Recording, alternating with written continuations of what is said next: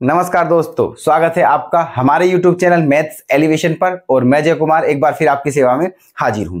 तो कैसे हो आप लोग? उम्मीद करता हूं बेहतरीन होंगे और अपनी अपनी तैयारी भी बेहतर तरीके से कर रहे होंगे। तो हम आज आपके सामने एक नए चैप्टर के साथ उपस्थित हुए हैं जिसका नाम है लेसे तथा मैसे, एलसीएम एंड एचसीएफ। ओके, लेकिन हर रोज की तरह जो क्वेश्चन हमारा दिया हुआ होता है हम पहले उसे करते हैं और फिर चलते हैं आज के नए चैप्टर की तरफ। तो देखिएगा, जो क्वेश्चन हमने कल दिया था आपको वो था ये। ठीक है, इस क्वेश्चन को सोल्व करना है और इसका आंसर बताना है। ऑप्शन आपके सामने है। ठीक है, देखो क्या करना है। 3 की पावर -3 प्लस -3 की पावर 3, फिर ब्रैकेट में बंद है, फिर डिवाइड है 3 की पावर -3, है ना।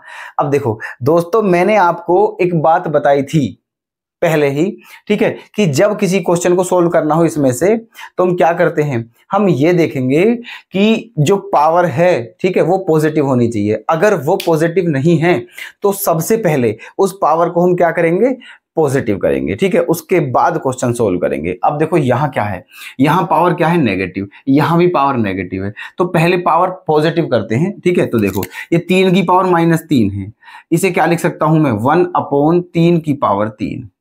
ओके, ठीक है, फिर प्लस में क्या है, -3 की पावर 3 है ना।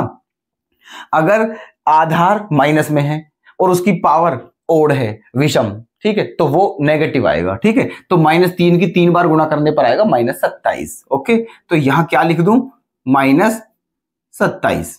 ओके, ऐसे, और ब्रैकेट बंद कर देते हैं। फिर क्या है, डिवाइड, है ना। 3 की पावर -3 है तो 3 की पावर -3 है, यहां भी पावर क्या है, नेगेटिव, इसको भी क्या करना है, पॉजिटिव, तो इसे नीचे ले आते हैं, 1/3 की पावर 3। ओके, ये भी पॉजिटिव हो गई है। अब क्वेश्चन सोल्व कर लेते हैं। देखो क्या है, अब यहाँ 1/3 की पावर 3 का मतलब क्या होता है, 27। ठीक, 1/27 और माइनस का ये भी क्या है, 27, ब्रैकेट बंद, डिवाइड, है ना। 1/3 की पावर 3 का मतलब 27। ठीक है, तो यहां तक हम आ चुके हैं। आगे क्या करना है देखना। अब आप जानते हैं कि पहले क्या ब्रैकेट सॉल्व करेंगे, उसके बाद फिर क्या करेंगे, डिवाइड। तो ब्रैकेट में ये है ना, तो इस 27 के अपोन में 1 मान लेते हैं और 27 क्या ले लेंगे, फिर एलसीएम। तो यहां क्या बच जाएगा, 1 - 27 गुणा 27, 1 - 27 गुणा 27 और बटे में क्या है, 27। ओके, और फिर ये डिवाइड है, डिवाइड को किस में बदल लेते हैं, गुणा में, डिवाइड को किस में बदल लेते हैं, गुणा में।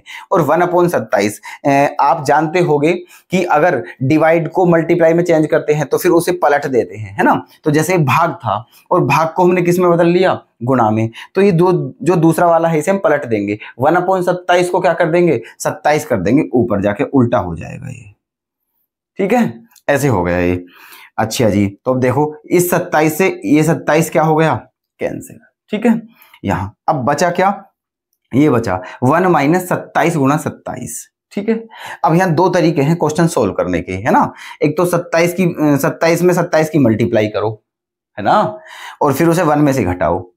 ठीक है, या फिर इसे 1 पे घात 2 लिख सकते हैं और 27 पे घात 2 लिख सकते हैं, और फिर a² - b² का फॉर्मूला लगा देंगे। ठीक है, तो क्या करेंगे, अब यहां लिख सकते हैं हम 1 की पावर 2 माइनस 27 की पावर 2। ओके, ये हो जाएगा 1 की पावर 2 माइनस 27 की पावर 2। ओके, अब यहां एक फॉर्मूला बनना है, क्या, a² - b², और a² - b² का फॉर्मूला क्या होता है, a - b, है ना। तो 1 में से 27 गया, ठीक है, तो क्या बचा, माइनस का 26। ठीक है, 1 में से 27 गया तो क्या बचा, माइनस का 26, और 1 में 27 जोड़ेंगे तो क्या आ जाएगा, 28। ठीक है, ये आ गया, है ना। a² - b² का formula a - b into a + b, है ना। अब इन दोनों की गुणा करनी है और आंसर बताना है। ठीक है, अब देखो इन दोनों की गुणा करनी है, 26 में 28 की, है ना। अब देखो इकाई के अंक में करो केवल, है ना, तो 8 छिंग क्या हो जाएगा, 48, और 48 का क्या आएगा, 8। 48 का क्या आएगा, 8। इसका मतलब जो भी इनमें से आंसर है उसका इकाई अंक क्या होना चाहिए, 8, है ना। उसका इकाई अंक क्या होना चाहिए, 8, वही आंसर होगा। दोनों की कंप्लीट मल्टीप्लाई करने की तो जरूरत ही नहीं है, है ना, अगर होती तो हम करते। अब इन दोनों की मल्टीप्लाई करके इकाई का अंक 8 आना चाहिए। अब ऑप्शन में एक बार देखो आप कि इकाई का अंक जो 8 है वो केवल एक ही ऑप्शन में है और वो ऑप्शन है बी। ठीक है, तो आप लिख सकते हैं इनकी गुणा कर कर क्या आएगा, माइनस के 728 ही आएगा।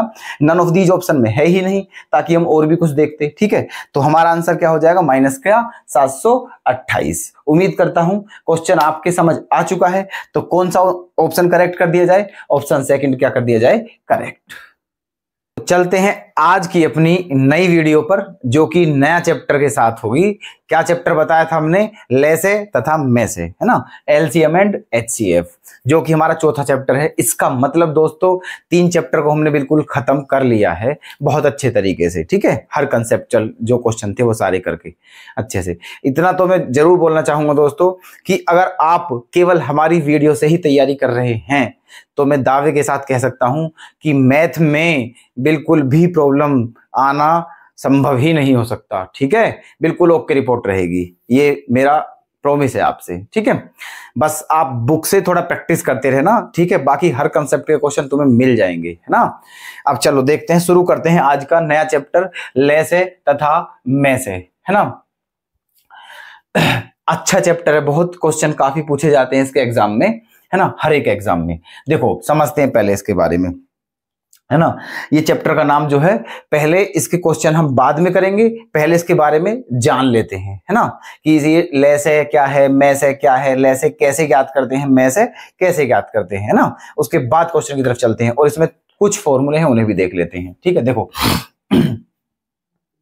लेसे मतलब लघुत्तम समापवर्त्य तथा महत्तम समापवर्तक। देखना ये क्या है, लघुत्तम समापवर्त्य, ये तो है दोस्तों वर्त्य, और वो क्या है, वर्तक। ठीक है, ये क्या है, वर्त्य, और वो क्या है, वर्तक। तो दोनों में डिफरेंस है ना। बहुत से बच्चे बोल देते हैं, ठीक है, लघुत्तम मतलब लघुत्तम समापवर्त्य और महत्तम समापवर्त्य, दोनों को वर्त्य बोल देते हैं, या फिर दोनों को वर्तक बोल देते हैं। तो ऐसा बिल्कुल नहीं है। जो ले से है उसका मतलब है लघुत्तम समापवर्त्य, और जो मैं से है उसका मतलब है महत्तम समापवर्तक। ठीक है, तो जो समापवर्त्य होता है उसे क्या बोलते हैं, मल्टीपल, और वर्तक जो होता है उसे क्या बोलते हैं हम, फैक्टर। ठीक है, तो देखना पहले समझते हैं ले से क्या है और फिर देखते हैं मैं से क्या है। ठीक है, लेसे, तो लेसे को शॉर्ट में क्या बोल देते हैं, एलसीएम। ठीक है, क्या बोल देते हैं, एलसीएम, है ना। अब देखो तो एलसीएम की फुल फॉर्म क्या है, लीस्ट कॉमन मल्टीपल। ठीक है, लीस्ट कॉमन मल्टीपल, और मल्टीपल को हिंदी में क्या बोलते हैं, गुणज। ठीक है, इसका मतलब क्या है, देखो, है ना, लीस्ट कॉमन मल्टीपल। ठीक है, लीस्ट माने छोटे से छोटा, न्यूनतम, है ना, और कॉमन, कॉमन भी होना चाहिए, और मल्टीपल गुणज भी होना चाहिए। कहने का मतलब यह है कि एलसीएम फाइंड आउट करते समय जिन जिन संख्याओं का हम एलसीएम निकालेंगे, ठीक है, उनमें क्या चेक करना है, उनमें यह देखना है कि ऐसी संख्या देखनी है जो छोटे से छोटी हो, न्यूनतम हो, ठीक है, कॉमन भी हो और मल्टीपल भी हो, गुणज भी हो। जैसे कि यहां आ जाते हैं, देखो, है ना, एलसीएम मान के चलो 2 3 4, ये 3 संख्याएं हैं। ठीक है, 2 3 4, और इन तीनों का ही क्या बताना है हमें, एलसीएम। तो देखो क्या पढ़ना है, इनका टेबल पढ़ना है। एलसीएम में टेबल पढ़ते हैं, क्योंकि देखो साफ साफ लिखा गया है गुणज होना चाहिए, मल्टीपल होना चाहिए, और मल्टीपल तो तभी होगा जब हम टेबल पढ़ेंगे। ठीक है, तो 2 3 4 तीनों के टेबल पढ़ते हैं। ठीक है, देखो 2 एकम 2, 2 दूनी 4, 2 तिया 6, 2 चौका 8, 2 पंजे 10, 2 छिक्का 12, बस यहीं तक छोड़ देते हैं। ऐसी करके ऐसी 3 का टेबल पढ़ते हैं और फिर ऐसी 4 का टेबल पढ़ते हैं। ठीक है, अब इधर भी ध्यान देते हैं और इधर भी ध्यान देते हैं। ठीक है, पहले इधर देखना फिर इधर देखना, है ना।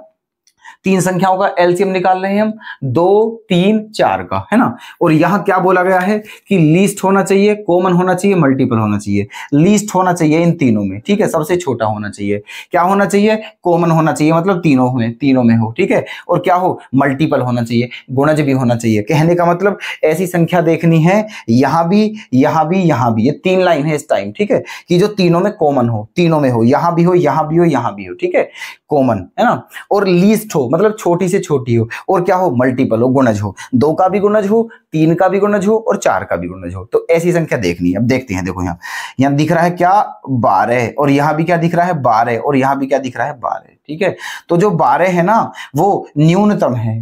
ठीक है। 12 से छोटी ऐसी संख्या आप देखो बिल्कुल नहीं दिखेगी आपको कि जो 12 से छोटी हो, है ना, लीस्ट भी हो और मल्टीपल भी हो, है ना, ऐसी संख्या नहीं है। देखो 6 थी, 6 यहां भी थी, 6 यहां भी थी, लेकिन फिर यहां नहीं है 6, ठीक है, तो इसलिए गड़बड़ होगी, तीनों में होनी चाहिए, तो इसलिए वो संख्या केवल 12 है जो दो में भी, इस वाली लाइन में भी है, इस वाली लाइन में भी है, इस वाली लाइन में भी है, मतलब तीनों लाइनों में, ठीक है, और न्यूनतम है, छोटे से छोटी है, ठीक है, और क्या है, मल्टीपल है। 12 2 का भी मल्टीपल है, 12 3 का भी मल्टीपल है और 12 4 का भी मल्टीपल है, ठीक है, तो ये तीनों शर्त पूरी कर रही है कौन सी संख्या, 12, इसीलिए हमारा 2 3 4 इन तीनों संख्याओं का जो एलसीएम हो जाएगा वो क्या हो जाएगा, 12 हो जाएगा, ठीक है।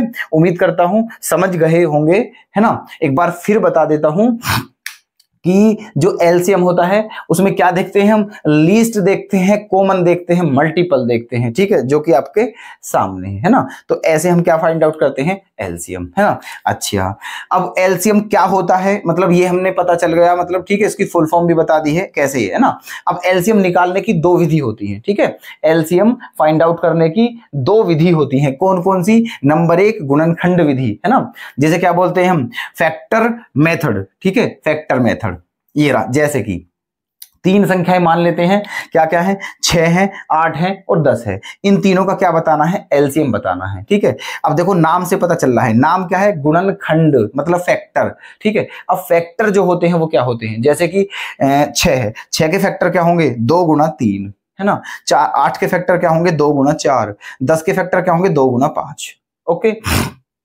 तो अब क्या देखना है, देखो, ठीक है, हमें क्या बताना है, ये सब में से लेनी है संख्या, ठीक है, सब में से। फैक्टर विधि में क्या करना है, देखो 2 यहां भी है, 2 यहां भी है और 2 यहां भी है, तो 2 का 2 आ गया, ठीक है। ऐसे जब फैक्टर विधि में हम करते हैं ऐसे, तो सारी संख्याएं लेते हैं, सारी, बचनी कोई सी भी नहीं चाहिए, ठीक है। और अगर तीनों में कॉमन है तो वो एक ही बार लेंगे, देखो 2 यहां भी था, यहां भी था, यहां भी था, इसका मतलब ये बिल्कुल नहीं है कि हम 2 को 3 बार लिखें, केवल 2 एक ही बार लिखा जाएगा क्योंकि 3 जगह है, ठीक है। तो 2 हमने यहां लिख दिया, उसके बाद क्या बचा, 3, ठीक है, छोड़ना कुछ नहीं है, 3 भी लिख दिया, ठीक है। उसके बाद क्या बचा, 4 भी लिख दिया, उसके बाद क्या बचा, 5 भी लिख दिया, ठीक है। तो सभी संख्याएं लिख दी हैं, ठीक है, और जो कॉमन है वो एक ही बार लिखा जाएगा, ध्यान रखना ये बात, ठीक है। तो कितना आ गया एलसीएम, 2 3 6, 6 चौक 24 और 24 पंजे 120, ठीक है। तो ये आ गया हमारा 120 एलसीएम, किस किस का, 6 8 10 का, किस विधि द्वारा, गुणनखंड विधि द्वारा, ठीक है। अब दूसरी विधि क्या है, ये आपने काफी की होगी, मतलब क्लासों में बच्चे करते हैं, ठीक है, 6th क्लास 8th तक करते हैं, ठीक है। ऐसी ये विधि क्या है, एक पंक्ति में लिखकर भाग विधि करना, ठीक है, एक लाइन में जैसे ही लिख दिया, एक ही पंक्ति में, एक लाइन में, और फिर उसमें क्या करना है, डिवीजन मेथड द्वारा, ठीक है। तो देखो कैसे हैं, 6 8 10 3 संख्याओं का एलसीएम निकालना है, तो तीनों संख्या यहाँ लिख दी एक लाइन में, ठीक है, कोमा लगा दिया है इनके बीच में। अब इनको काटते रहेंगे, ठीक है, सबसे छोटी संख्या से स्टार्ट करते हैं काटना, तो 2 से काटना स्टार्ट करा मैंने, तो 2 3 6, 2 चौक 8 और 2 पंजे 10, ठीक है, ऐसे कट गया। अब फिर देखो किससे कट जाएगा, फिर 2 से काटा, ठीक है, तो 3 तो सेम रहेगा, 4 कितनी बार कटेगा, 2 दूनी 4, और 5 नहीं कटेगा, सेम लिख देंगे 5 को, ठीक है। फिर किससे काटेंगे, फिर 2 से कट जाएगा, ये 3 ऐसी रहेगा, 2 एकम 2 और 5 का 5, फिर किससे कटेगा, 3 से, 3 एकम 3 यहाँ 1 5 ऐसे लिखेगा, फिर किससे कटेगा, 5 से, 5 एकम ऐसे करके, ये सब है ना। तो लास्ट जब तक 1 1 नहीं आ जाए लास्ट में, तब तक हम काट कर देखते रहेंगे, अपनी इस प्रक्रिया को जारी रखते हैं, ठीक है, जब तक लास्ट में 1 1 ना आ जाए। कहने का मतलब जब तक सभी के सभी संख्याएं पूरी पूरी ना कट जाएं, तब तक ये प्रक्रिया चलती रहती है, ठीक है। तो पूरी पूरी कट गई है, 1 1 आ गया सब जगह, ठीक है। अब एलसीएम क्या होगा, जितनी बार जिसका डिवीजन है, जो डिवीजन है, ठीक है, इनका मल्टीप्लाई कर देंगे आपस में, कि किस किस की, 2 की गुणा 2 गुणा 2 गुणा 3 गुणा 5, मतलब 2 दूनी 4 दूनी 8 3 24 24 और पंजे 120, है ना।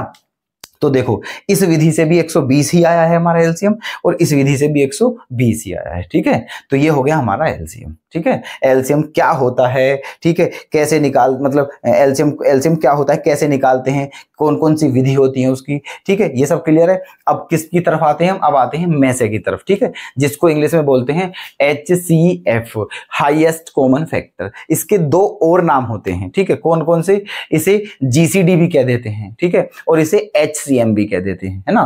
3 नाम है इसकी, बात एक ही, वैसे जो पॉपुलर है वो HCF ही पॉपुलर है, ठीक है, ये नहीं आते हैं, ठीक है। ठीक है, लेकिन हाँ ये हैं इसलिए बताना, इन्हें भी पढ़ लेते हैं, ठीक है। क्या है देखो, HCF है, HCF की फुल फॉर्म क्या होती है, हाईएस्ट कॉमन फैक्टर, ठीक है। और फैक्टर को क्या बोलते हैं हिंदी में, गुणनखंड, है ना। GCD की फुल फॉर्म क्या होती है, ग्रेटेस्ट कॉमन डिवीजर, है ना। और HCM की फुल फॉर्म क्या होती है, हाईएस्ट कॉमन मेजर। ओके, तो ये तीन नाम है, तीनों को नाम को ये इनकी वो है, ठीक है। अब देखो कैसे निकालते हैं HCF। LCM में और HCF में ज्यादा बड़ा डिफरेंस नहीं है, ठीक है। वहां क्या था, मल्टीपल, और यहां क्या है, फैक्टर, ठीक है। वहां तो मल्टीप्लाई करते हैं और यहां फैक्टर करते हैं। मान के चलो तीन संख्याएं हैं 6, 8, 10, और इन तीनों का हमें क्या फाइंड आउट करना है, HCF फाइंड आउट करना है। तो क्या करेंगे हम, ठीक है। वहां अगर LCM फाइंड आउट करना होता इनका तो क्या करते हम, 6 का, 8 का और 10 का, तीनों का क्या पढ़ते, टेबल, ठीक है। और फिर उनमें जो कॉमन होता उसे बताते। लेकिन यहां क्या करना है, क्योंकि HCF फाइंड आउट करना है, यहां 6, 8, 10 तीनों के क्या करेंगे, फैक्टर, ठीक है। तो 6 के फैक्टर करते हैं, 6 के 2 तिया 6, 8 के 2 चौक 8, ऐसे ही 10 के 2 पंजे 10, ठीक है। ये आ गया। अब देखना यहां देखो HCF क्या है, देखो हाईएस्ट कॉमन फैक्टर, ठीक है। हाईएस्ट होना चाहिए, है ना। हाईएस्ट का मतलब बड़े से बड़ा होना चाहिए, कॉमन होना चाहिए, ठीक है, और फैक्टर होना चाहिए, ठीक है। तो इन 6, 8, 10 के ये फैक्टर हमने कर लिए। अब इनमें ये देखना है कि बड़े से बड़ी संख्या ऐसी देखो, बड़ी से बड़ी, ठीक है, जो कॉमन भी हो, बड़ी से बड़ी भी हो, और इन तीनों की फैक्टर भी हो। किन तीनों की, 6, 8, 10 की, ठीक है। तो वो क्या दिख रहा है यहाँ, 2 दिख रहा है, ठीक है। 2 6 का फैक्टर भी है, 2 8 का फैक्टर भी है, और 2 5 का फैक्टर भी है, ठीक है। तो 2 जो है वो सभी का फैक्टर है ना, और सब में कॉमन भी है ना। और 2 से बड़ी ऐसी कोई संख्या है ही नहीं, ठीक है। हालांकि आपको पता है 1 तो सभी का फैक्टर होता है, ठीक है। 1 6 का भी फैक्टर है, 1 8 का भी फैक्टर है, और 1 10 का भी फैक्टर है।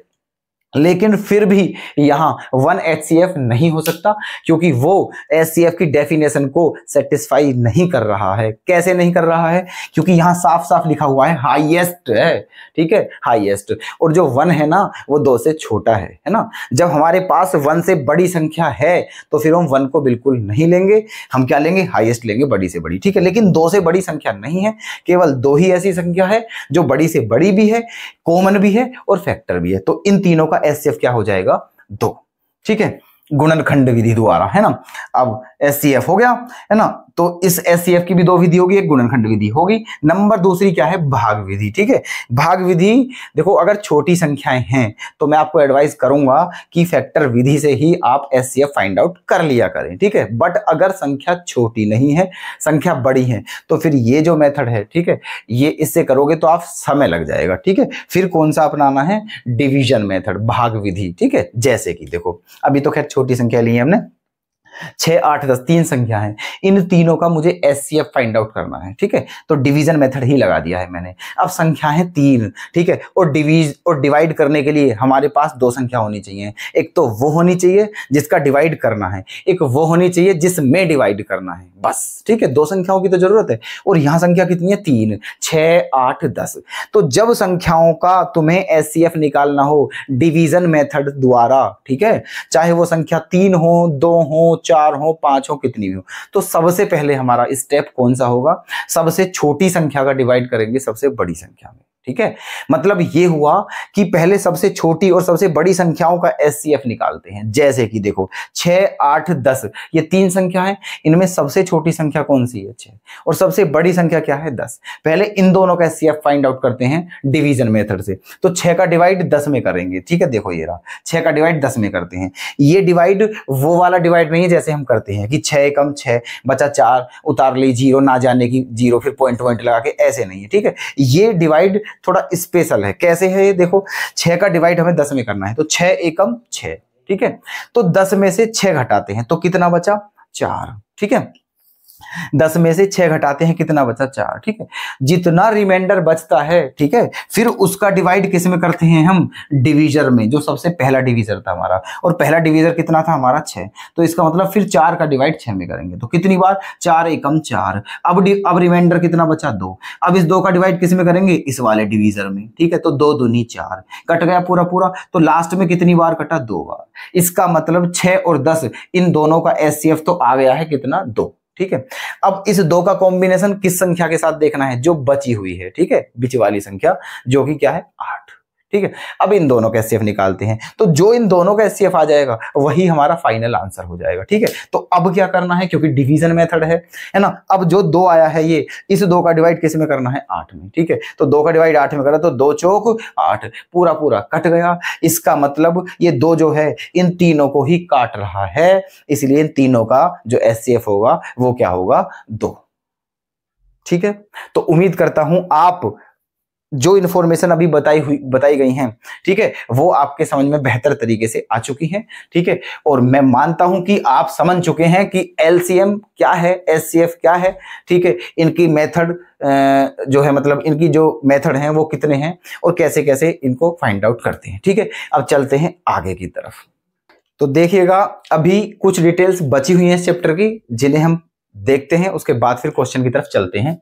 देखो क्या है, जैसे कि अगर भिन्नों का में से या लय से ज्ञात करना हो तो कैसे ज्ञात करती हैं। भिन्न बोले तो फ्रैक्शन, जो अंश बटे हर के रूप में होती है, मतलब numerator upon denominator, P upon Q की फॉर्म में, ठीक है, ऐसे।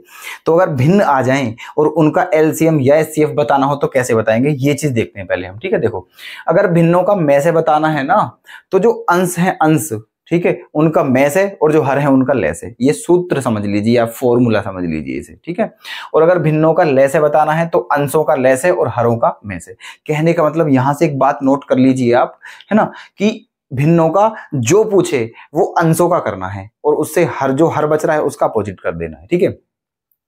2 ही तो चीजें बस हमें करनी है जो, ठीक है, लय से और में से। अगर भिन्नों का लय से पूछे तो अंश का लय से, हर का में से, और अगर भिन्नों का में से पूछे तो अंश का में से, हर का लय से। बात खत्म, सिंपल सा फंडा है, ठीक है। जैसे कि यहां देख लीजिए एग्जांपल के तौर पे, ठीक है, क्या दे दिया इसने, जैसे कि दे दिया 2/3, 4/6 और 8/12, ये दे दिया, ठीक है, और इनका में से पूछ लिया, है ना। तो भिन्नी तो है, क्योंकि ये भी अंश बटे हर है, ये भी अंश बटे हर है, ये भी अंश बटे हर है ना। तो तीनों की तीनों क्या है, भिन्न है, और इनका में से पूछा है, ठीक है। तो जो 2, 4, 8 हैं ऊपर ऊपर वाले, ये क्या है, अंश हैं, और जो 3, 6, 12 हैं नीचे वाले, ये क्या है, हर, है ना। और हमें इनका क्या बताना है, में से। तो में से जो बताना है ना, तो क्या फॉर्मूला लग जाएगा, वही वाला, ठीक है। देखना ये वाला, भिन्नों का में से, तो अंश का में से बटे हर का लय से। तो अंश का में से, कहने का मतलब 2, 4, 8 इन तीनों का क्या निकालना है, में से, और 3, 6, 12 इन तीनों का क्या निकालना है, लय से। जैसे, है ना, 2, 4, 8 का में से क्या हो जाएगा, 2।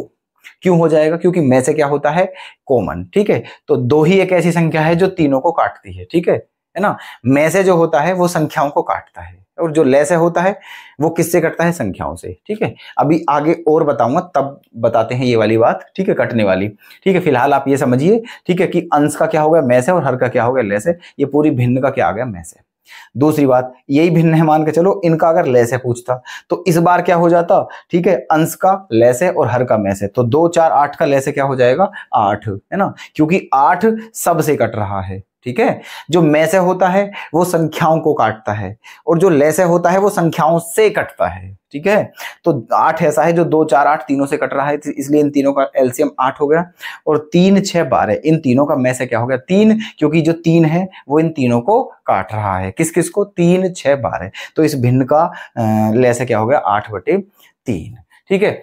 तो अब आ जाइए यहाँ, ठीक है, भिन्न का लय से में से कैसे ज्ञात करते हैं ये हम समझ चुके हैं। अब यहाँ आइए, ठीक है, अगर दशमलव भिन्न हो, दशमलव, ठीक है, डेसिमल फ्रैक्शन, उनके एलसीएम एचसीएफ फाइंड आउट करने हो तो कैसे करेंगे। जैसे कि 3 फ्रैक्शन ले लेते हैं हम अपने पास से, 0.4, 0.06, 0.016, मान के चलो इनका एचसीएफ फाइंड आउट करना है हमें, ठीक है, में से निकालना है ना। तो देखो सबसे पहला स्टेप क्या होगा हमारा, दशमलव भिन्नों का में से या लय से करने में सबसे पहला स्टेप क्या होगा, वो ये होगा दोस्तों कि यहां पॉइंट के बाद कितनी डिजिट है, 1, यहां पॉइंट के बाद कितनी डिजिट है, 2, और यहां पॉइंट के बाद कितनी डिजिट है, 3, ठीक है। तो सबसे पहला स्टेप ये होगा हमारा कि पॉइंट के बाद की जो डिजिट है वो सारी क्या करनी है, सेम करनी है, ठीक है। पॉइंट के बाद जो डिजिटों की संख्या है वो सेम करनी है। यहां पॉइंट के बाद केवल एक डिजिट है, यहां 2 डिजिट है, यहां 3 डिजिट है, ठीक है। तो पॉइंट के बाद, ठीक है, देखो 3 डिजिट है, 3 डिजिट को तुम एक डिजिट नहीं कर सकते, ठीक है, ऐसे करके। तो पॉइंट के बाद डिजिटों की संख्या सेम करनी है, तो यहां 3 है ना, तो सब जगह 3 3 करनी है फिर, ठीक है। तो एक काम करते हैं, ये 0.4 है ना, इसके आगे 2 जीरो बढ़ा लेते हैं, क्योंकि आप जानते हो कि पॉइंट के बाद जीरो बढ़ाने पे कोई इफेक्ट नहीं पड़ता है, ठीक है, बात वही रहती है, ठीक है। तो इसलिए 4 के आगे 2 जीरो और बढ़ा दिए। अब पॉइंट के बाद कितने डिजिट हो गए? 3, 1 2 3। यहां पॉइंट के बाद कितने डिजिट हैं? 2, यहां भी 3 करने हैं, तो यहां 1 जीरो बढ़ा लेते हैं, ठीक है। और यहां ऑलरेडी 3 है। अब देखना, पॉइंट के बाद यहां भी 3 डिजिट है, यहां भी 3 डिजिट है, यहां भी 3 डिजिट है। समझ चुके हो आप मेरी बात, है ना, कि पहला स्टेप क्या होगा, अगर दशमलव भिन्न का लेस है मैसे निकालना है, पॉइंट के बाद जो डिजिट हैं उन्हें सेम करना है, ठीक है, वो हम कर चुके हैं। उसके बाद क्या करना है ना, अब चाहे आप पॉइंट खत्म कर दो तो क्या बच जाएगा? 400 बटे 1000, क्या बच जाएगा? 60 बटे 1000, क्या बच जाएगा? 16 बटे 1000, ठीक है। अब ये तीनों भिन्न बन गई हैं, बड़ी प्यारी प्यारी, ठीक है। अब इनका में से निकालना है, जो कि बहुत सिंपल है। तो अब भिन्नों का में से निकालना है, वही वाला फॉर्मूला। भिन्नों का में से निकालने के लिए अंश का में से बटे हर का लेस है, ठीक है। तो 400, 60 और 16, इन तीनों का क्या निकालना है? में से, और नीचे वाले का क्या निकालना है? लेस है। तो देखो में से क्या होता है? में से वो होता है जो संख्याओं को काटता हो। तो देखो एक 4 ही ऐसी संख्या है जो इन तीनों को काटती है, ठीक है। 4 से 16 भी कटेगा, 4 से 60 भी कटेगा, और 4 से 400 भी कटेगा, ठीक है। तो एक 4 ही ऐसी जो तीनों को काट रही है, ठीक है। तो इसलिए इन तीनों का में से क्या आ गया? 4, और नीचे क्या है? 1000, ठीक है। तो एलसीएम क्या आ जाएगा? 1000 का 1000 आ जाएगा, ठीक है। अब 4 में तुम 1000 का डिवाइड करोगे तो फिर क्या आएगा? 0.004, ठीक है। तो ये क्या हो गया हमारा? में से। तो आई बात समझ, ठीक है। तो ये हमारा क्या था, ठीक है, भिन्नों का में से लेसे कैसे ज्ञात कर, मतलब भिन्नों का कैसे में से लेसे में से कैसे ज्ञात करते हैं, और अगर दशमलव भिन्न हो तो उसका में से लेसे कैसे ज्ञात करेंगे, ठीक है। ये हो गया सिस्टम। अब चलते हैं आगे की तरफ।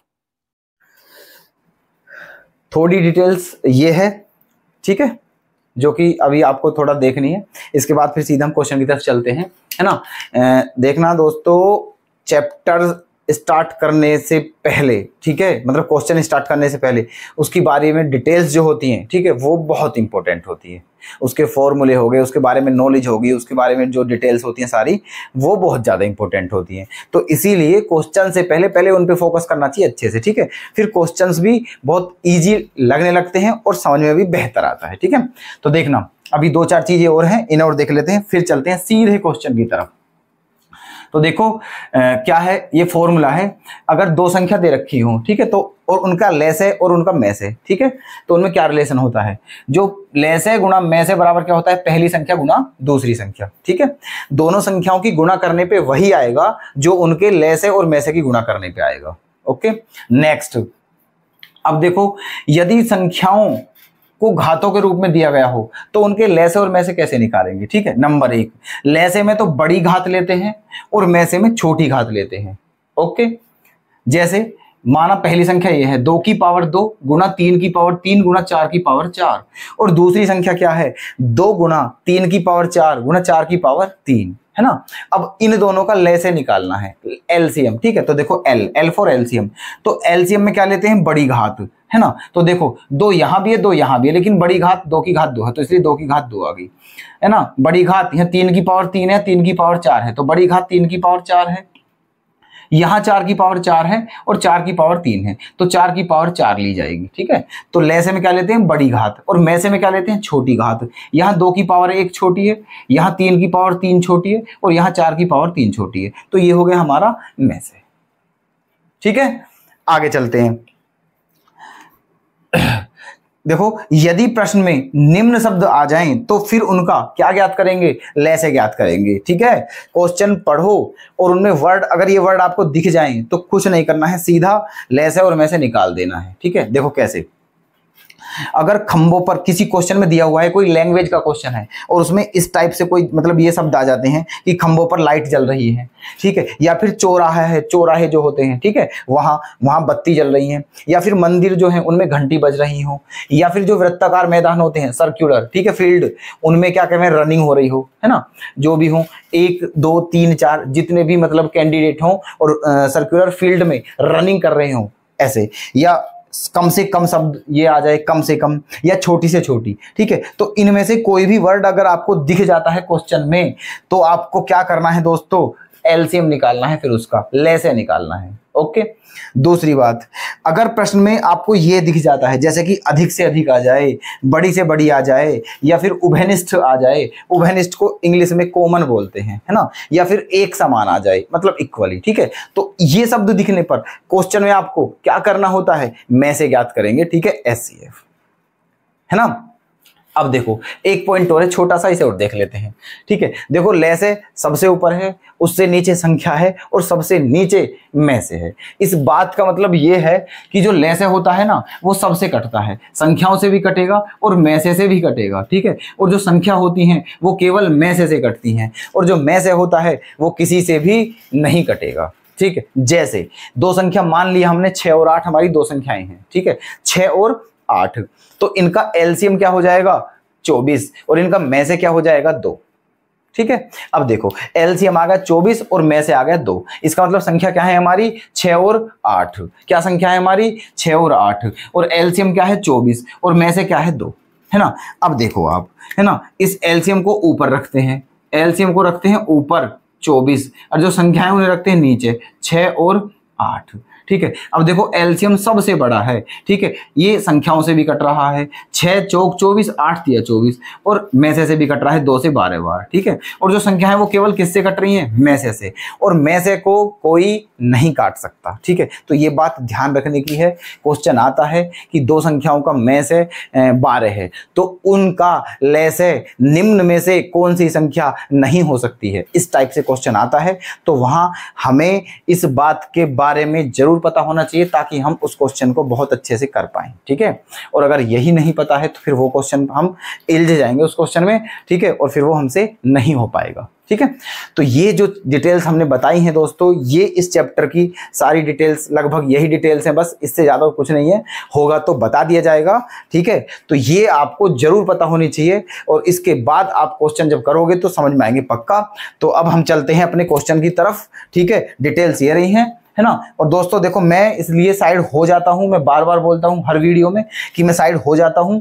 मैं तो ये बोलूंगा आपसे, ठीक है, कि आप नोट्स बनाते रहें, ठीक है, नोट्स बनाते रहें, सारा बिल्कुल जो मैं लिख रहा हूं, जो बता रहा हूं, ठीक है, ये बड़ी मेहनत है, ठीक है। तो आप बाकायदा इनके नोट्स बनाते रहें और अच्छे से, ठीक है, फिर प्रैक्टिस करते रहें। इसलिए मैं साइड हो जाता हूं ताकि आपको उतारने में कोई दिक्कत ना हो। तो ठीक है, तो अब हमारी डिटेल्स हुई खत्म, अब चलते हैं हम सीधे क्वेश्चन की तरफ। तो चलते हैं आज के अपने नए चैप्टर के क्वेश्चन नंबर 1 की तरफ। स्टार्टिंग में क्या है, ठीक है। देखो दो संख्याओं का, और पहले ही बता चुका हूं दोस्तों, हर एक क्वेश्चन एग्जाम का आया हुआ है, हर एक क्वेश्चन, ठीक है, विश्वास करो आप, है ना। चाहो तो अगर आप कमेंट करके बता दो, मैं हर बार जितने क्वेश्चन कराता हूं यहां लिख दिया करूंगा कि कौन सा क्वेश्चन किस एग्जाम में आया हुआ है, ठीक है। मैं इसलिए नहीं लिखता हूं कि उसमें थोड़ा मैंने की और टाइम वेस्ट होता है, मैंने की फायदा क्या है उससे, ठीक है। विश्वास करो आप लेकिन कि हर एक क्वेश्चन, हर एक सिंगल क्वेश्चन एग्जाम का है, बिल्कुल, ठीक है। कोई सीजीएल और एग्जाम में अच्छे एग्जाम के हैं, ठीक है। तो इसलिए हल्के में ना लें क्वेश्चंस को और अच्छे से प्रैक्टिस करते रहें और नोट्स बनाते रहिएगा, ठीक है। देखना, यह है पहला क्वेश्चन, दो संख्याओं का में से 8 है तो निम्न में से कौन सी संख्या ऐसी होगी जो उनका ले से नहीं हो सकती। देखो पहला ही क्वेश्चन आ गया है, ठीक है। अभी जो बताई थी ना, अभी 1 मिनट पहले जो डिटेल बताई थी, ठीक है, क्या बताई थी कि सबसे ऊपर संख्या, उसके नीचे ले से, फिर उसके नीचे में से, ठीक है, कि संख्या सबसे कटती हैं, ले से केवल में से कट नहीं, ले से संख्याओं से और में से दोनों से कटता है, संख्या केवल में से कटती है और में से किसी से नहीं कटता है, ठीक है। में से दोनों को काटता है, संख्याओं को भी और ले से को भी। तो इस क्वेश्चन में क्या दिया हुआ है कि दो संख्याओं का में से कितना दिया हुआ है 8। तो ये बताना है इन 4 ऑप्शन में से ऐसा कौन सा आंसर है जो इन दोनों संख्याओं का ले से नहीं हो सकता, ठीक है। अभी देखो आप, जो ले से होगा, है ना, वो में से जरूर कटेगा, ठीक है। जो ले से होगा वो में से 101% कटेगा, और अगर नहीं कट रहा है तो समझो, ठीक है, वो फिर उनका ले से है ही नहीं, ठीक है। तो इनमें से जो 8 से कट जाए समझो वो उनके एलसीएम हो सकते हैं, और जो 8 से ना कटे समझो वो उनका एलसीएम नहीं हो सकता, ठीक है। तो शुरू करते हैं, देखो 8 से, 8 तिया 24, ठीक है, 8 छिंग 48, 8 सत्ते 56 और 60 8 से नहीं कट रहा है। ठीक है, तो इसका मतलब ये तीनों उनके एलसीएम हो सकते हैं, लेकिन 60 उनका एलसीएम नहीं हो सकता। क्यों नहीं हो सकता? क्योंकि 60 8 से कट ही नहीं रहा है, मतलब में से नहीं कट रहा है। तो कौन सा आंसर सही हो जाएगा हमारा? Fourth answer. ओके, बहुत छोटे छोटे प्रश्न हैं, बहुत छोटे छोटे, बस थोड़ा सा दिमाग लगाना है। ठीक है, चलिएगा सेकंड क्वेश्चन की तरफ। यदि कोई संख्या 11 व 13 से पूरी तरह से विभाजित हो तो अनिवार्यतः वह निम्न में से किस रूप में होगी, ये बताना है ना। मतलब जो संख्या, कोई संख्या ऐसी है जो 11 और 13 दोनों से पूरी पूरी तरह कट रही है। ठीक है, तो इन चारों में से किसकी तरह होगी वो संख्या? अब देखो, 11 और 13 दोनों ही क्या हैं? अभाज्य संख्याएं हैं, प्राइम नंबर है ना। मैं अगर आपसे ये बोलूं कि कोई संख्या ऐसी है कि जो 2 से भी कटती हो और 3 से भी कटती हो, ठीक है, अब क्योंकि 2 भी अभाज्य है और 3 भी अभाज्य है, तो वो संख्या किस रूप में होगी? वो संख्या ऐसी होगी जो इन दोनों से अलग अलग कटेगी। ठीक है, जो इन दोनों से अलग अलग कटेगी। तो अब क्वेश्चन में ये बोला गया है कि कोई संख्या ऐसी है जो 11 और 13 से पूरी तरह विभाजित है, तो किस रूप में होगी? ठीक है, देखो 11 प्लस 13 से विभाज्य नहीं, क्योंकि 11 और 13 क्या हो जाएगा? ठीक है, 11 13 हो जाएगा 24। ठीक है, 24 तो भाज्य संख्या है। ठीक है, उस जो 24 से कटेगी वो 11 13 से कटेगी? बिल्कुल नहीं, पहला ऑप्शन गलत है। ठीक है, दूसरा 13 माइनस 11 2, ये तो वैसे ही गलत लग रहा है देखने में। ठीक है, ये भी गलत है। ठीक है, तीसरा आंसर देखते हैं, 11 गुना 13, मतलब ऐसी संख्या जो 11 गुना 13 दोनों के गुणनफल से कटे, बिल्कुल सही आंसर है। ठीक है, ऐसी संख्या ही होगी वो जो 11 और 13 दोनों के गुणनफल से कटती हो। तो ऑप्शन थर्ड हमारा क्या हो जाएगा? करेक्ट। ओके, तो उम्मीद करता हूं आप ये दोनों क्वेश्चन समझ चुके होंगे। चलते हैं नेक्स्ट क्वेश्चन की तरफ। बड़े ही प्यारे प्यारे प्रश्न लेकर आए हैं आपके सामने। दो संख्याओं का लेस है 495 है और उनका में से 5 है। यदि उन संख्याओं का योगफल 100 हो तो उन संख्याओं का अंतर क्या होगा? ठीक है, देखो एक बात मैं आपसे बोल रहा हूं जो आपको हमेशा याद रखनी है। ठीक है, जब तक जीना है, जब तक याद रखनी है, वो बात भूलनी नहीं है कभी भी। ठीक है, और मरने से पहले वो अपने बच्चों को भी बता करके जानी है ना। इतनी तगड़ी बात बताने जा रहा हूं मैं आपको। क्या है वो बात? दो संख्याओं का लेस है 495 है और में से कितना है? 5। में से कितना है? 5, है ना। देखो संख्या तो हमें पता ही नहीं है दूर दूर तक भी कौन कौन सी संख्या है, तो इसका मतलब सीधा तय है कि संख्या हमें अपने पास से ही माननी है। ठीक है, संख्या हमें अपने पास से ही माननी है।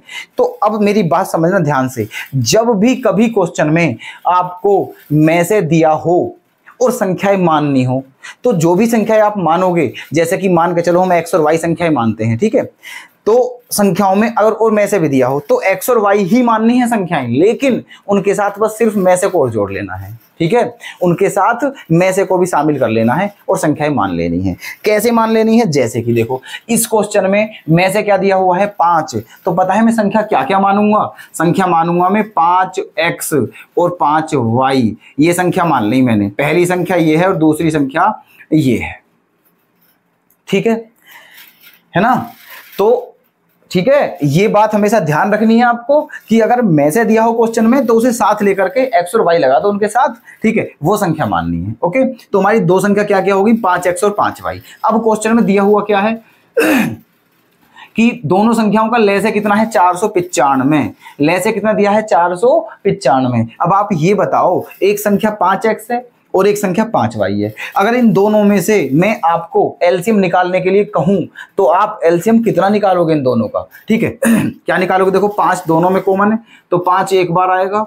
ठीक है, x भी आएगा और y भी आएगा। मैंने बताया था शुरू में जब चैप्टर स्टार्ट किया था कि जब एलसीएम निकालते हैं जो कॉमन संख्या होती है उसे केवल एक बार लेते हैं और जो बची हुई होती है उन्हें भी ले लेते हैं। ठीक है, तो 5 कॉमन है इसलिए एक बार लेंगे, x बचा वो भी ले लिया, y बचा वो भी ले लिया, है ना। तो इन दोनों का लेसे क्या आ गया? 5 गुना x गुना y, जो कि किसके बराबर होगा? 495 के बराबर। ठीक है, अब इस 5 का यहां डिवाइड करते हैं, है ना। तो 5 नाम 45 बचा 4 5, फिर 5 नाम 45। इसका मतलब x गुना y का मान क्या आ गया? 99, है ना। x गुना y का मान आ गया 99। अब ये पता है एक्स और वाई क्या हैं? ये दोनों को प्राइम नंबर हैं, आपस में को प्राइम सह अभाज्य संख्याएं। ठीक है, एक बात और सुनना ध्यान से, ठीक है, जब भी संख्याओं में से उनका HCF निकाल दिया जाता है तो वो संख्याएं जो बचती हैं वो को प्राइम नंबर बचते हैं, मतलब सह अभाज्य संख्या बचती हैं। कैसे बचती हैं देखो, मैं आपको अलग से एग्जांपल लेकर के बताता हूं। जैसे मान लो दो संख्याएं हमें दी हुई हैं, जैसे एक 10 है और एक 12 है। ठीक है, एक 10 है और एक 12 है ना। अब इन दोनों का में से क्या है? 2। इन दोनों का में से क्या है? 2, क्योंकि 2 ही दोनों में कॉमन है ना। अब मैं 2 निकाल दूं, देखो यहां से भी 2 निकाल दिया और यहां से भी 2 निकाल दिया, तो क्या बचा? 5 और 6। क्या ये दोनों आपस में को प्राइम नंबर नहीं है? ठीक है, अब ये को प्राइम नंबर हैं, एक दूसरे को बिल्कुल नहीं काटते। को प्राइम नंबर सहअभाज्य संख्याएं वो होती हैं जिनका में से एक हो, HCF एक हो, मतलब जो कभी भी एक दूसरे को नहीं काटती हो। ठीक है, तो 5 और 6। तो याद रखोगे ये बात कि अगर संख्याओं में से उनके में से को हटा दिया जाए तो वो जो संख्याएं बची हुई होती हैं वो आपस में को प्राइम नंबर होते हैं, सहअभाज्य संख्याएं। ठीक है, तो अब देखो यहां ये 5 जो था ना, ये क्या था? इन दोनों संख्याओं का में से, और यही हमने काट के अलग कर दिया है। तो ये 99 जो बचा है ना, अब ये 99 जो है, इस 99 में 99 में इसके फैक्टर कर दो आप। ठीक है, और जो भी फैक्टर करोगे ना, वो जो दोनों आएंगे आपस में वो आएंगे को प्राइम नंबर, है ना। क्या आएंगे? को प्राइम नंबर। तो 99 के फैक्टर क्या कर दूं मैं? 11 × 9, क्योंकि 11 नाम ही 99 होते हैं। ठीक है, ऐसे। तो इसका मतलब इनमें से एक तो x की वैल्यू होगी और दूसरी किसकी होगी? y की वैल्यू, है ना। और दोनों ही एक दूसरे के क्या है? को प्राइम है ना, 11 और 9। तो एक शर्त यहां से आ गई, x और y की वैल्यू हमें पता चल चुकी है। ठीक है, टेम्परेरी, है ना। आगे देखते हैं क्या होता है। एग्जैक्ट नहीं पता है अभी, है ना, लेकिन हाँ पता चल चुका है, मतलब यही लगभग रेशो में यही आ जाएंगे। ठीक है, अब देखो आगे क्या है, अभी एक स्टेप और बच रहा है। फिर आगे क्या दिया है कि उन दोनों संख्याओं का योगफल कितना है? 100। किन दोनों संख्याओं का? इन दोनों संख्याओं का योगफल क्या दे दिया है? 100 दे दिया है। ठीक है, कहने का मतलब ये है कि 5x + 5y बराबर क्या है? 100, है ना। 5x + 5y बराबर क्या है? 100। तो यहां से मैंने 5 क्या ले लिया? कॉमन। यहां से 5 ले लिया मैंने कॉमन, तो बचा क्या? x + y। अब इस 5 का इस 100 में क्या दे दिया? भाग, जो कि कितनी बार गया? 20 बार। इसका मतलब x + y का मान क्या आ गया? 20, और x × y का मान क्या है? 11 × 9। ठीक है, तो अब आप खुद सोचो कि ऐसी दो संख्या वो कौन कौन सी होंगी जिनकी अगर आपस में गुणा करूं तो 99 आता है, और अगर आपस में प्लस करूं तो 20 आता है। तो वो संख्याएं कोई और नहीं है, वो संख्याएं 11 और 9 ही है। ठीक है, क्योंकि 11 में 9 जोड़ोगे तो 20 आएगा, और 11 की 9 में गुणा करोगे तो क्या आएगा? 99। ठीक है, तो इसका मतलब हमारे x और y के मान आ चुके हैं। हमें बताना क्या है क्वेश्चन में? वो जो दोनों संख्याएं हैं उनमें कितने का अंतर होगा, अंतर बताना है उनका। अंतर बताने का मतलब ये है, हमें बताना है 5x - 5y की वैल्यू, ये बतानी है। तो 5 क्या ले लूं मैं? कॉमन। तो क्या बचा? x - y। ओके, 5। तो x का मान यहां से हमारा कितना है? 11, और y का मान कितना है? 9। तो रख देते हैं 11 - 9। तो 11 में से 9 गया, कितना बचेगा? 2, और फिर 2 की 5 में गुणा करेंगे तो क्या आ जाएगा? 10। इसका मतलब हमारी उन दोनों संख्याओं का जो अंतर आएगा, डिफरेंस आएगा, वो आएगा 10। तो कौन सा ऑप्शन सही हो जाएगा दोस्तों? ऑप्शन फर्स्ट हो जाएगा हमारा सही। ठीक है, अब नेक्स्ट क्वेश्चन देखते हैं, क्वेश्चन नंबर 4। दो संख्याओं का लेस है 225 है और उनका में से 5 है, और यदि उनमें से एक संख्या 25 हो तो दूसरी संख्या क्या होगी? इससे आसान प्रश्न मेरी नजर में इस दुनिया में नहीं हो सकता है। ठीक है, बड़ा ही सिंपल क्वेश्चन है, इससे टुच्चा क्वेश्चन नहीं हो सकता दोस्तों, कहीं नहीं मिलेगा आपको, इतना टुच्चा क्वेश्चन है ये, मतलब। ठीक है, ये समझ सकते हो आप। देखो सीधा फॉर्मूले के ऊपर बेस्ड है क्वेश्चन। कैसे? कौन सा फॉर्मूला? देखो क्या होता है, में से गुणा ले से बराबर पहली संख्या गुणा दूसरी संख्या। ठीक है, ये फॉर्मूला पुट करना है और हमारा आंसर आ जाएगा। ठीक है, देखो में से क्या है ना, 5, गुणा ले से क्या है 225, बराबर पहली संख्या कितनी दी है 25, और दूसरी संख्या हमें बतानी है। ठीक है, तो काट लेते हैं, है ना। देखो 5 से कितनी बार कटेगा, अदरवाइज तो इस 5 को तो ऐसे ही रहने दो, इसे मत काटो, ठीक है। इस 25 से इसे काट दो, 25 से कितनी बार कटेगा, ठीक है, 25 निम्मा 225 होते हैं, 25 निम्मा 225, ठीक है, ऐसे। अब क्या आ गया, 9 पंजे 45, ठीक है, 9 पंजे 45, तो हमारा फाइनल आंसर क्या आ गया, 45। तो कौन सा आंसर करेक्ट हो जाएगा, ऑप्शन थर्ड हो जाएगा करेक्ट, ठीक है। चलते हैं अगले क्वेश्चन की तरफ। वह छोटी से छोटी संख्या क्या है जिसमें 12, 15, 20 या 54 से भाग देने पर प्रत्येक स्थिति में 4 शेषफल बचता हो। ओके, देखना अच्छा प्रश्न है और सिंपल भी बहुत है ना, बट सिंपल तब है जब हम अच्छे से समझ पा रहे हैं उसकी लैंग्वेज को, क्या कहना चाह रहा है ना। तो मैथ में आप जानते हो लैंग्वेज बहुत इंपॉर्टेंट होती है। देखना, वह छोटी से छोटी, है ना दोस्तों, शुरू में ही लिखवा दिया था इसलिए पहले ही राड कटवा दी थी इन सब बातों की, तो ठीक है, छोटी से छोटी बड़ी से बड़ी सब कुछ खत्म कर दिया था सिस्टम पहले, इसलिए, है ना, ताकि मुझे पता थी कि बाद में दिक्कत ना दे बातें, है ना। तो बोला क्या था, छोटी से छोटी जहां दिख जाए बस समझ लेना वहां क्या निकालना है, एलसीएम निकालना है, बात खत्म, ठीक है। बड़ी से बड़ी आ जाता तो एचसीएफ निकालते, तो अब क्या निकालना है, एलसीएम निकालना है। किस किस का, ये जो चारों संख्याएं दी हुई हैं, ठीक है। तो पहले इनका एलसीएम निकालो, बाकी जो काम है उसे देखते हैं हम बाद में, ठीक है। देखो, तो किस किस का एलसीएम, 12, 15, 20 और 54, इन चारों का एलसीएम निकालना है ना। तो अब ये वो वाली विधि तो हम करते नहीं है, देखो लाइन में लिख के डिवीजन मेथड जो बताया था दूसरा वाला, ठीक है, फैक्टर विधि से ही, फैक्टर मेथड से ही निकाल लेते हैं, ठीक है। देखो ले से निकालना है इनका, तो 3 ले लिया मैंने, है ना, क्या ले लिया 3, तो 3 से कितनी बार कटा, ये 4 बार, 3 से कितनी बार कटा, 5 बार, ठीक है। ये 3 से नहीं कटेगा, ये कितनी बार कटेगा, 3 से 18 बार, ठीक है। उसके बाद क्या लिया जाए, उसके बाद आप ले लो 2 ले लो बेशक, क्या ले लिया 2, तो 2 से कितनी बार कटेगा, 2 बार, या फिर सीधा हाँ 2 ही ले लो, ठीक है, 2 ले लिया, 2 से 2 बार कटा, 5 नहीं कटेगा, 2 से कितनी बार कटेगा, 10 बार, और 2 से कितनी बार कटेगा, 9 बार, ठीक है। फिर क्या ले लिया, फिर 2 ले लो, है ना, ये 2 एक कम यहाँ, और 2 से कितनी बार कटेगा, 5 बार, है ना। फिर क्या बचा, 5 ले लो, है ना, यहाँ क्या ले लिया 5, तो 5 से ये 5 खत्म, ये 5 खत्म, 9 नहीं कटेगा, ठीक है। फिर क्या बचेगा, 9, ठीक है। तो फैक्टर मेथड से हमारा एलसीएम आ गया है ये, है ना। अब इनकी गुणा कर लेते हैं, 3 दूनी 6, 6 दूनी 12, 12 पंजे 60, और 60 निम्मा क्या होता है, ठीक है, 54 मतलब 540, ठीक है। तो ये आ गया है हमारा एलसीएम 540 चारों संख्याओं का, ठीक है। अब हमारा यही आंसर सही हो जाता, लेकिन दिक्कत कहां है, क्योंकि क्वेश्चन में ये कहा गया है कि प्रत्येक स्थिति में 4 शेषफल बचता है, ठीक है। प्रत्येक स्थिति में कितना शेषफल बचता है, 4।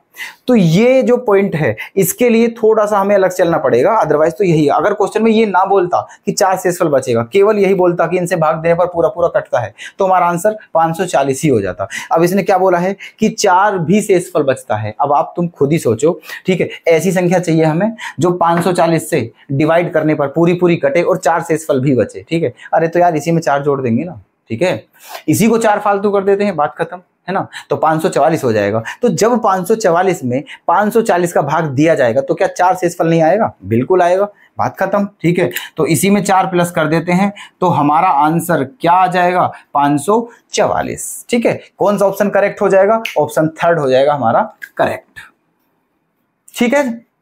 चलते हैं नेक्स्ट क्वेश्चन की तरफ।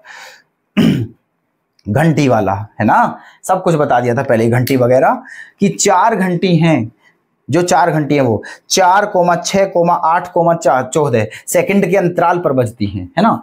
जो मतलब पहली घंटी 4 सेकंड के बाद बजती है, दूसरी घंटी 6 सेकंड के बाद बजती है, तीसरी घंटी 8 सेकंड के बाद बजती है, और जो चौथी घंटी है वो 14 सेकंड के बाद बजती है, ठीक है। अब ये कहा है क्वेश्चन में कि यदि वे चारों एक साथ 12 बजे बजना प्रारंभ करती हैं तो बताइए वे पुनः एक साथ कब बजेंगी, ठीक है। मतलब उन्हें 12 बजे सबको एक साथ बजाकर छोड़ दिया गया, अब ये बताओ वो पुनः कब एक साथ बजेंगी, ठीक है। तो बताया था क्वेश्चन में कि मंदिर में घंटी बजती हो, तो भी क्या निकालना है, एलसीएम निकालना है। तो फिर क्यों परेशान होना दोस्तों, ठीक है। बहुत ही अच्छे अच्छे प्रश्न हैं, सब कुछ आपको पता है, फिर भी टेंशन ले रहे हो, ठीक है। तो देखो सबका क्या निकाल देना है, एलसीएम। किस किस का, 4 का, 6 के, 8 का, 14 का, इनका एलसीएम निकालो। 4 6 8 14 फैक्टर विधि से, ठीक है। तो पहले क्या ले लेंगे, 2 ले लिया है ना, तो 2 से कितनी बार जाएगा, 2 बार, 2 से कितनी बार, 3 बार, 2 से कितनी बार, 4 बार, 2 से कितनी बार, 7 बार, ठीक है। फिर 2 ले लो, फिर 2 ले लिया, तो 2 से 2 एकम 2, 3 नहीं कटेगा, 2 दूनी 4, ठीक है। फिर क्या ले लिया, 3 ले लिया, ये 3 आ गया यहाँ, है ना। उसके बाद क्या ले लिया, 2 ले लिया, 2 आ गया। उसके बाद क्या ले लिया, 7 आ गया। अब कुछ भी नहीं बचा। अरे 20 बार बता चुका हूं भाई कि एलसीएम में, ठीक है, सबको लेते हैं, है ना। जो कॉमन है उसे एक बार लेते हैं और जो बचे हुए हैं उन्हें सब एक एक बार लेते हैं, सबको लेते हैं, ठीक है। लेस है ना, देसी में अगर मैं बताऊं, देसी शब्दों में तो लेस है, लेफोर ले लो, सेफोर सब कुछ ले लो, सब कुछ छोड़ना नहीं है इसमें कुछ भी, ठीक है। ऐसे करके तो यहां देखना कितना आ जाएगा, 2 दूनी 4, 4 तिया 12, 12 दूनी 24, 24 सत्ते कितना होता है ये देख लेते हैं। 24 सत्ते, 7 चौक 28, 2 7 दूनी 14 और 2 16, 168 सेकंड, ठीक है। क्या आ गया हमारा, 168 सेकंड, ठीक है। तो इन सब का, ये जो चारों संख्याएं हैं, इनका एलसीएम क्या आ गया हमारा, 168 सेकंड, 168 सेकंड। लेकिन अब ऑप्शन में क्या दिया हुआ है, देखो 12:02 ऐसे, इसका मतलब ये मिनट और सेकंड भी लानी है, तो 168 सेकंड हैं, तो इसको मिनट में बदलो, तो 60 का क्या देना पड़ेगा, भाग, तो 60 दूनी क्या हो जाएगा, 120, तो बचेगा क्या, 48, ठीक है। तो जितनी बार कटा दोस्तों, ये तो है हमारी मिनट, और जो बचा ये है हमारी सेकंड, ठीक है। तो 12 बजे एक साथ बजाई थी वो, ठीक है। अब कितने बजे एक साथ बजेंगी, 2 मिनट 48 सेकंड के बाद एक साथ बजेंगी, ठीक है। 2 मिनट 48 सेकंड के बाद, इसका मतलब 12 बजे एक साथ बजाई थी, अब 2:48 मिनट से 2 मिनट 48 सेकंड के बाद पुनः एक साथ बजेंगी, ठीक है। तो 2 मिनट 48 सेकंड को किस में जोड़ देना है, 12 में। तो कितना टाइम हो जाएगा, 12:02 ठीक है। तो कौन सा आंसर सही हो जाएगा हमारा दोस्तों, ऑप्शन फर्स्ट हो जाएगा करेक्ट। उम्मीद करता हूं बेहतरीन समझ रहे हैं आप। तो देखिएगा नेक्स्ट क्वेश्चन, 2 संख्याओं का अनुपात 3:4 है तथा उनका में से 4 है, तो उनका ले से क्या होगा, ठीक है। अच्छा अब देखते हैं ले से क्या होगा, ले से बताना है। अब देखो बात समझो, 2 संख्याओं का अनुपात क्या दिया हुआ है, 3:4, है ना। अगर आप जानते हो, अगर संख्याएं अनुपात में दी हुई हो, ठीक है, अगर संख्याओं को अनुपात में दिया हुआ हो तो अनुपात हटा करके, ठीक है, x लगा लेते हैं या y लगा लेते हैं, कुछ भी लगा लेते हैं, ठीक है। तो 2 संख्याएं 3:4 के अनुपात में हैं। मैंने मान लिया पहली संख्या 3x है और दूसरी क्या है, 4x, ठीक है। पहली संख्या 3x मान लिया और दूसरी 4x मान लिया। अब इनका में से क्या होता है, जो दोनों में क्या हो, कॉमन हो, ठीक है। और दोनों में कॉमन जो है वो क्या है, x, यहां भी है और यहां भी है, ठीक है। तो दोनों में x कॉमन है, इसका मतलब इन दोनों का में से x है, और इन्होंने क्या दिया है, में से 4, इसका मतलब x का मान क्या है, 4। बताना क्या है, ले से बताना है, ठीक है। अगर मैं आपसे बोलूं कि 2 संख्याएं 3x और 4x हैं, इन दोनों का ले से बताओ, ठीक है। तो ले से जो बताओगे आप क्या बताओगे, देखो x 2 बार है, 1 बार आएगा, 3 भी आएगा, 4 भी आएगा और x भी आएगा। ये इनका क्या है, एलसीएम है, ठीक है। लेकिन x का मान कितना निकाल रखा है, 4, तो यहाँ x के प्लेस पे क्या रख सकते हैं, 4, ठीक है, यहाँ x के प्लेस पे। तो क्या आ जाएगा हमारा एलसीएम, 3×4, 3×4, और x का मान भी क्या रख देंगे हम, 4, तो 3 चौक 12 और 12 चौक 48, ठीक है। ये हमारा क्या आ जाएगा, एलसीएम, ओके। तो ऑप्शन 4 हो जाएगा हमारा करेक्ट, ठीक है। नेक्स्ट क्वेश्चन देखिएगा, बढ़िया क्वेश्चन है, बेहतरीन, ठीक है। देखो क्या दिया हुआ है, 23 का ऐसा सबसे छोटा गुणज ज्ञात कीजिए जिसमें 18, 21 और 24 से भाग देने पर क्रमशः 7, 10 और 13 शेषफल बचे, है ना। अच्छा अब देखो, कहने का मतलब ये है कि ऐसी सबसे छोटी संख्या कौन सी होगी जो 23 से भी कटती हो और 18 से भाग दें तो 7 बचना चाहिए, 21 से भाग दे तो 10 बचना चाहिए और 24 से भाग दे तो 13 बचना चाहिए। ठीक है, चलो अब ऐसी स्थिति में देखो मैं आपको एक बात बताता हूँ क्या बनती है कंडीशन। कभी कभी ऐसी कंडीशन हो जाती है, हम क्या करते हैं, हम आगे की प्रक्रिया करना शुरू कर देते हैं, ठीक है, और इसको छोड़ देते हैं। देखो सबसे पहली कंडीशन क्या है कि जो भी आंसर हो ना वो किसका गुणज होना चाहिए, 23 का, मतलब 23 से कटनी चाहिए संख्या। ठीक है, तो कभी कभी मतलब ज्यादातर कंडीशन ऐसी होती हैं कि क्वेश्चन पता क्या देता है, ठीक है, पता चली ये 4 ऑप्शन हैं, 4 ऑप्शन में से केवल एक ही ऑप्शन ऐसा है जो 23 से कटता है, बाकी 23 से कटता ही नहीं है। ठीक है, और हम पता नहीं क्या क्या चेक करते डोल रहे हैं। अरे पहले यही वाली कंडीशन चेक करके देख लेते हैं कि 23 से कट रहा है या नहीं।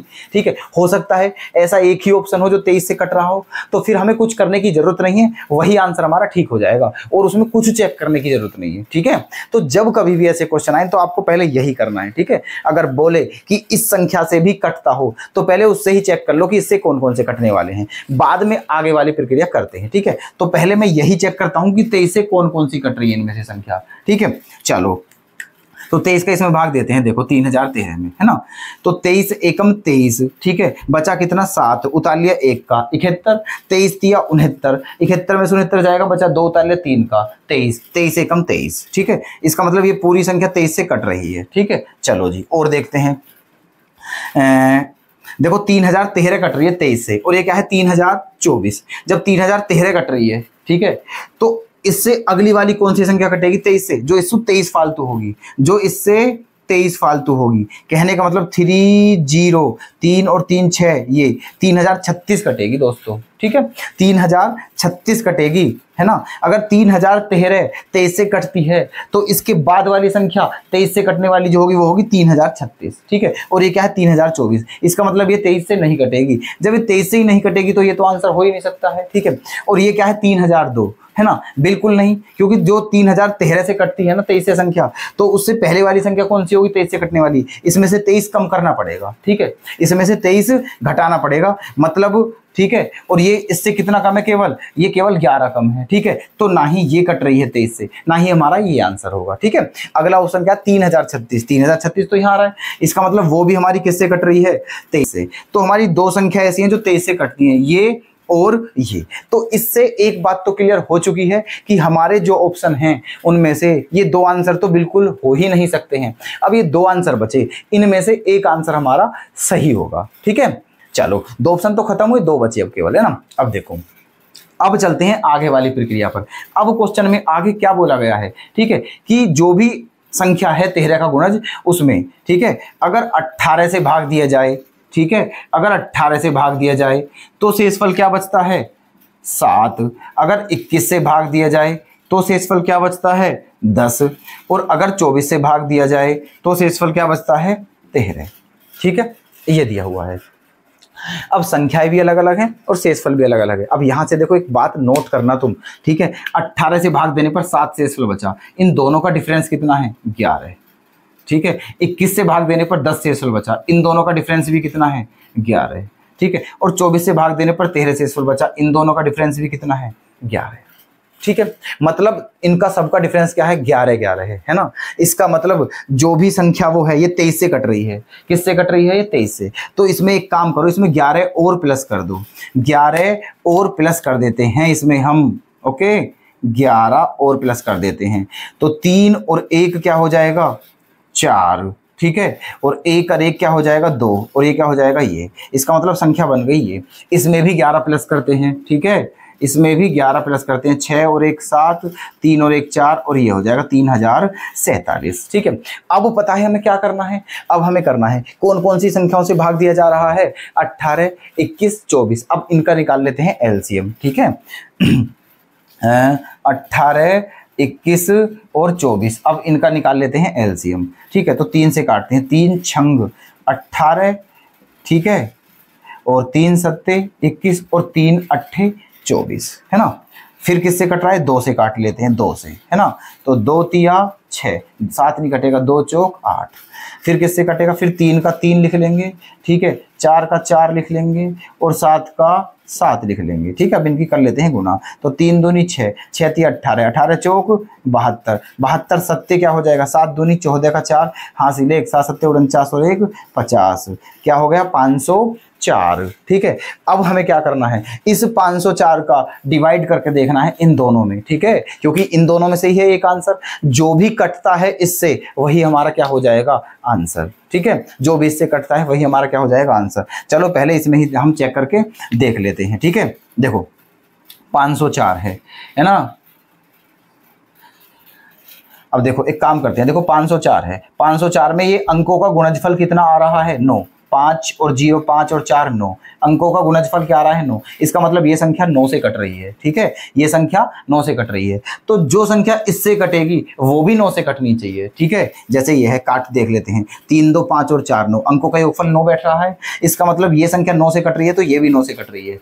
ठीक है, चलो जी, क्या उस वो भी ऐसा ही है क्या। ठीक है, 3 और 4 7 और 7 14। ठीक है, अंकों का योगफल कितना बैठ रहा है, 14। ठीक है, वो तो संख्या 9 से ही नहीं कट रही है। जब वो संख्या 9 से नहीं कट रही तो ये तय है कि वो संख्या 504 से भी नहीं कटेगी, तो वो आंसर भी क्या हो गया हमारा, गलत। ठीक है, हमारा बचा कौन सा, केवल ये है ना, इसमें सारी शर्त क्या हो रही है, पूरी। तो हमारा सही आंसर क्या हो जाएगा, 3013। यही हमारा आंसर क्या होगा, करेक्ट। तो उम्मीद करता हूं आप जो हमने बताया है उसको सही समझ पाए हैं। ठीक है, तो ऑप्शन फर्स्ट हो जाएगा हमारा करेक्ट।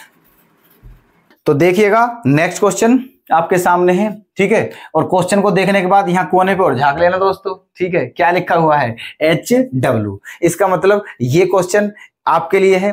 तो देखते हैं इस क्वेश्चन का आंसर कल कौन देता है कमेंट बॉक्स में।